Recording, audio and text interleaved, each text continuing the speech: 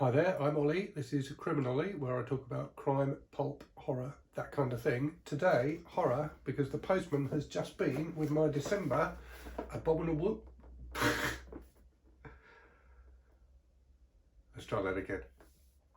Hi, I'm Ollie. This is Criminally, where I talk about crime, pulp, horror, that kind of thing. Today, horror, because the postman has just been with my December Abominable book club box. So anyone who's followed my 100 book challenge will know that the one caveat I set myself that actually allows me to receive new books through the post, or indeed to buy new books, is that I'm still subscribing to Abominable, because I think they do a fantastic job.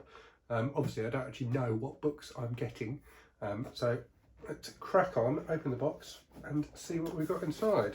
So if I remember rightly, I don't know if I can just...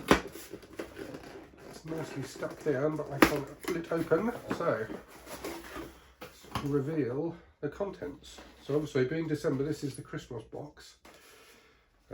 So I've got a card of some description. I've got the card which describes what's in the box, the mystery book, which is always my favourite part, which feels like, I always like to feel my presents and see what they are. It feels like it's a paperback, I think, but it's got a bit more of a spine going on than you'd expect a paperback to have. Right, I'm going to start doing this properly, because I'm going to ruin the surprise. Right, I'm going to put the card and the mystery book aside and get into the guts, as it were, of the box. So firstly, the main release is this book, which I've never heard of, The Cottingley Cuckoo, by A.J. Elwood. It looks quite interesting. So the cover, on the front cover, a challenging baby, a threat unseen, and no one to trust. Let me read you the back. Captivated by books and stories, Rose dreams of a life away from the confines of the Sunnyside care home she works in, until elderly resident Caroline Favell offers an unexpected glimpse of enchantment.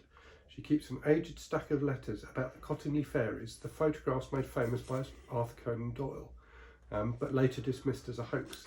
The letters insist there is proof that the fairies existed. Rose is eager to learn more, but Charlotte allows her to read only a piece at a time, drawing Rose into her web.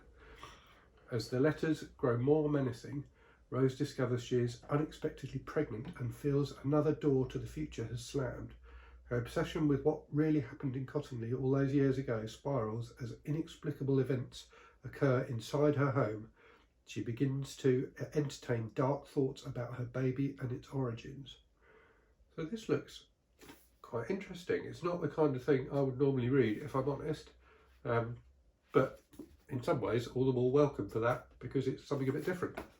So moving on to what else we've got. So the other book that's in here is Bitter Chills, which looks like kind of a short story collection. Let me read you the back.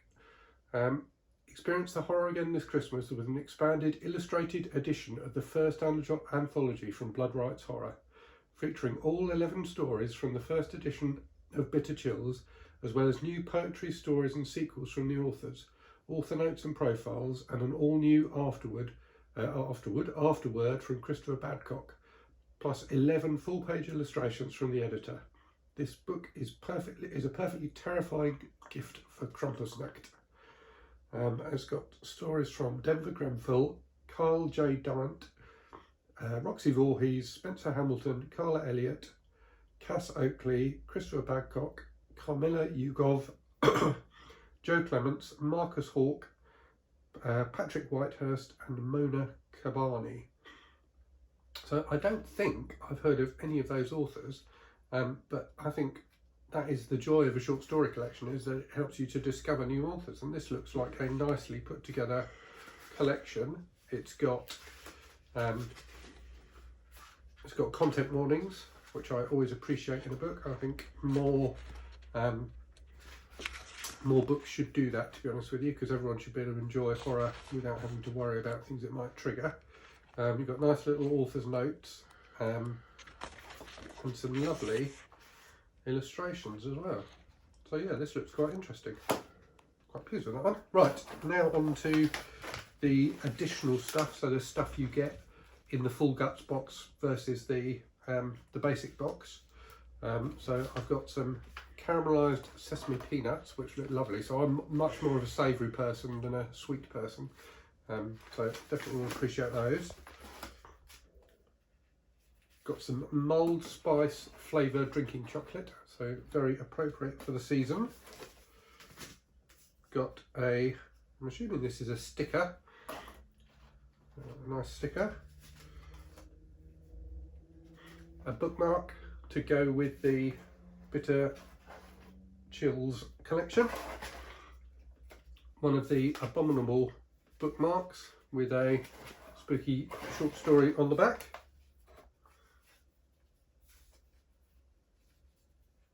Another sticker. That's rather lovely, I like that. That's very cool. And I think that's it. So all that remains then is for me to open the card and the mystery book. So I'm going to assume that this is some kind of Christmas card. It's got an Abominable sticker on the back there. Yep.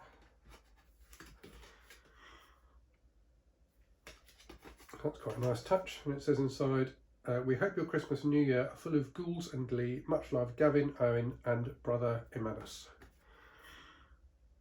That's quite cool. Right, mystery book, the best part. As I say, it feels a bit like there's a bit of a spine going, a bit more of a spine than you'd expect on a paperback. That might just be me imagining it. As always, it's got the lovely seal on it and the string. I'm going to need a penknife to get into this. Okay.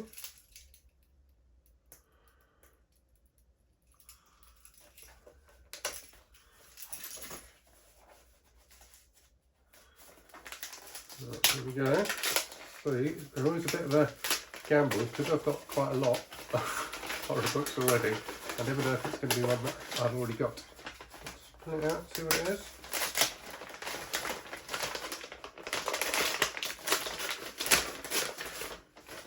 Oh, I definitely haven't got this. And I was wrong about the spine as well. This looks interesting. Manny, the Maney. Oh, long listed for the Man Booker Prize in 2016. By, I don't even know how to pronounce the author's name. Wildmenmuir. Let me read the back. On the surface, his move to the isolated village on the coast makes perfect sense, but the experience is an increasingly unsettling one for Timothy Buchanan. A dead man no one will discuss, wasted fish hauled from a contaminated sea, the dream of faceless men, questions that lead to further questions. What truth are the villagers withholding? What fuels their animosity towards him? And what pushes Timothy to dig deeper? This sounds really interesting. So given it was long listed for the Booker Prize, I think a bit more of a literary horror. But yeah, it looks really good. So from 2016, nice and short. I'd say it's, you could argue it's a novella rather than a novel. It's 140 odd pages, but that's good. So I've got some nice caramelised peanuts, drinking chocolate, and 3 books, all of which are not necessarily books I would have picked up or not books I've heard about, but all look really interesting. So very happy with that once again.